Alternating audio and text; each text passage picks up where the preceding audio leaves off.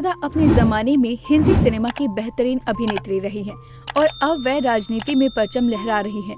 Jaya Hindi cinema की खूबसूरत अभिनेत्रियों की लिस्ट में शुमार है, जिन्होंने अमिताभ बच्चन, जितेंद्र, विनोद खन्ना समेत कई दिग्गज कलाकारों के साथ में काम किया है। उन्होंने साउथ इंडस्ट्री से लेकर बॉलीवुड तक में अपनी अदाकारी का जलवा बिखेरा।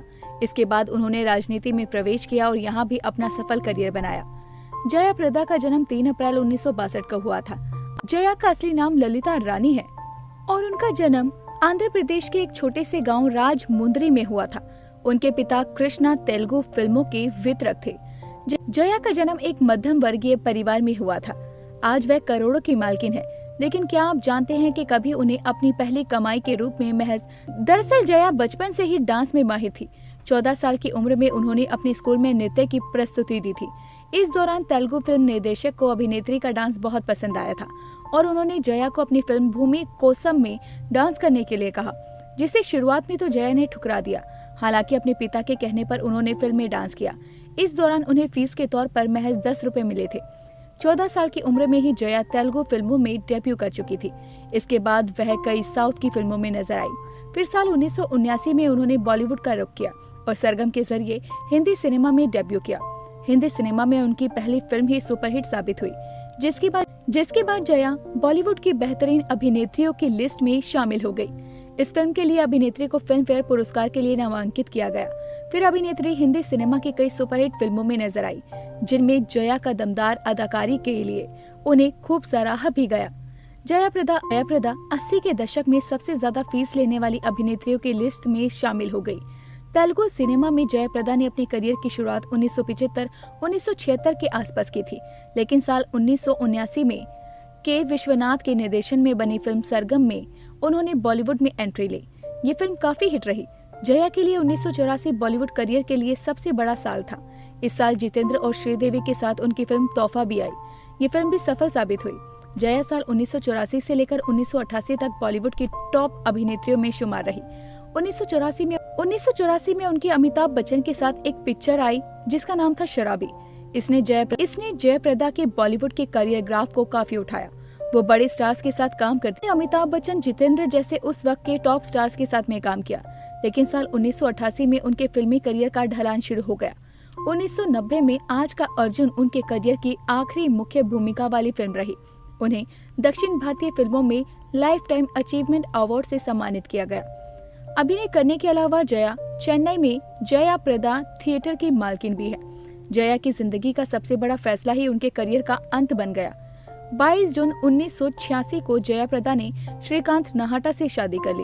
एक्ट्रेस ने अपने करियर के पीक पर 3 बच्चों के पिता से शादी की थी।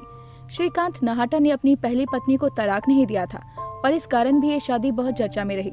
1994 में जया एनटी रामा राव के बुलावे पर आंध्र प्रदेश के तेलुगु देशम पार्टी में शामिल हुई। एनटीआर और जया प्रदा ने कई तेलुगु फिल्मों में एक साथ काम किया था और यही वजह रही कि उन्होंने ये प्रस्ताव स्वीकार भी कर लिया। लेकिन राजनीतिक महत्वाकांक्षाओं ने जया प्रदा को दक्षिण की राजनीति से उत्तर भारत का रास्ता दिखाया। साल 2004 में जया प्रदा उत्तर प्रदेश की समाजवादी पार्टी में शामिल हो गई और रामपुर से उन्होंने सपा के टिकट पर लोकसभा का चुनाव लड़ा। जया प्रदा साल 2004 से लेकर 2014 तक सपा के टिकट पर रामपुर से सांसद भी रही। इसके बाद जया ने आरएलडी ज्वाइन कर ली और 2014 के लोकसभा चुनाव में बिजनौर से उम्मीदवारी पेश की। हालांकि वो इस सीट से जीत नहीं पाई। इसके बाद वो 2019 में बीजेपी में शामिल हुई, लेकिन इस बार भी उन्हें जीत नहीं मिली। हालांकि आपको बताते चलें कि एक रिपोर्ट के अनुसार एक फिल्म की शूटिंग के दौरान जया प्रदा को दिलीप ताहिल की वजह से काफी शर्मिंदा होना पड़ा था। दरअसल फिल्म में दोनों के बीच कुछ इंटीमेट सीन फिल्माए गए थे। इसके लिए डायरेक्टर और दिलीप ताहिल के बीच बातचीत हो चुकी थी। फिल्म में दिलीप को जया को पकड़ना था, लेकिन शूटिंग जैसे ही स्टार्ट हुआ उन्होंने फ्लो में आकर उन्हें कसकर पकड़ लिया।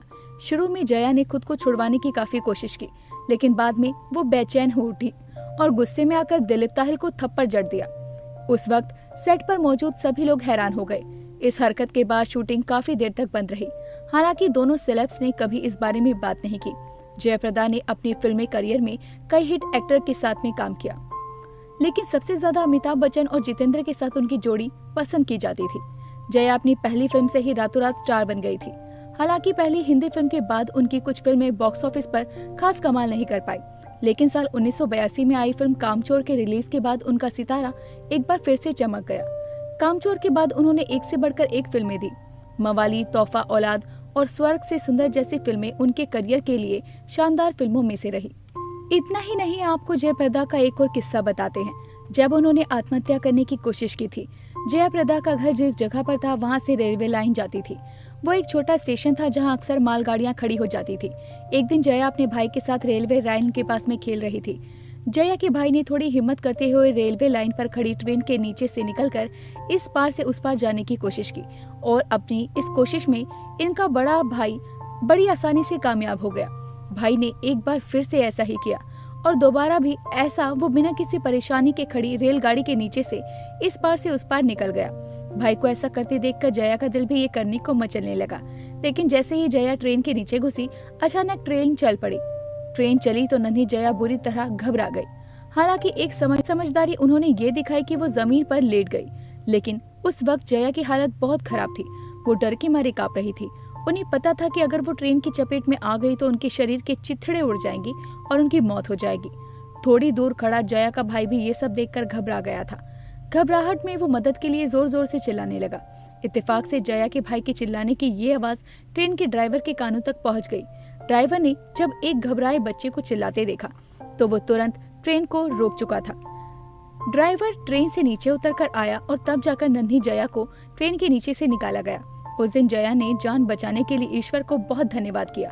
ट्रेन और जया का एक यही किस्सा मशहूर नहीं है। ट्रेन और जया का एक और किस्सा बहुत मशहूर है, उनकी पहली हिंदी फिल्म सरगम से।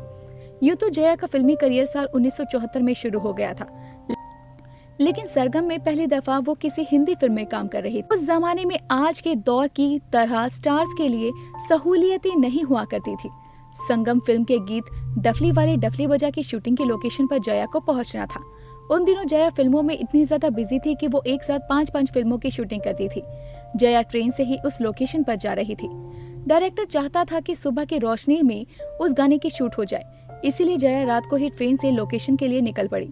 जया इतनी बिजी थी कि उन्हें नहाने का वक्त भी नहीं मिल पाया और मजबूरी में जया अपने एक साथी की मदद से ट्रेन के टॉयलेट में ही पानी का इंतजाम करके नहाई थी। और फिर जब जया डफली वाले सॉन्ग को शूट करने पहुंची तो खुद को काफी फ्रेश महसूस कर रही थी। हालांकि अगर जयाप्रदा के आज के बारे में बात करें तो आज वो 61 साल की हो चुकी हैं और पहले के मुताबिक काफी बदली हुई नजर आती हैं। जैसा कि आप इन तस्वीरों में देख सकते हैं, जयाप्रदा आज काफी बदल चुकी हैं। हालांकि कुछ समय पहले जेल जाने और जुर्माने जैसी खबरें भी उनकी सामने आई, लेकिन वर्तमान में जया पॉलिटिक्स से जुड़ी हुई हैं। तो दोस्तों, अभी के लिए बस इतना ही। मिलते हैं अगली वीडियो में, तब तक अपना ध्यान रखिए।